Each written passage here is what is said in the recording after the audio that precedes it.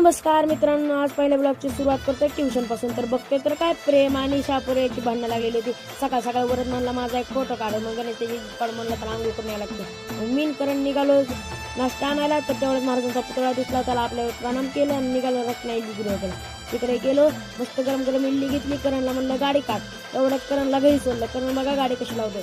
तेवढं मग आलो मी पण घरी आलो तर बघतो आपल्या तिन्ही कुत्रे घरीच होते. गाडी घेतली आत, पिशवी काढली आणि बघितलं तर काय बाहेर तर कोणच नव्हतं. म्हणलं घरात बसले असतील थंडीमुळे. आईला हाक मारली किचनमध्ये, आई तर किचनमध्ये नव्हतं. मग आपण पटकन इडली सांबार घेतलं काढून आणि ठेवलं. तर तेवढं टी व्ही चालू केली. टी व्ही चालू केलं मग मला आवाज आला म्हणायचा. मग मनाला घेतलं घरात. मग आई आली थोडं वेळ, आईच्या पाहुणा तो बघा कधी जाऊन बसला होता. म्हणलं आता ह्याच्यावर जर कोण बसलं तर अवघड आहे. मग वर गेलो, पटकन कवड्या उडवला, थोडं झोपावं म्हणलं. तर झोप लेट झाली, शाळेला उशीर झाला. मग 2 मिनिटात ट्रान्सलेशननं कपडे बदलले आपले, शाळेचा कमी घातला. आता निघालो शाळेत. शाळेत गेल्या पडली विनायक आणि कुणाल. तर महागारी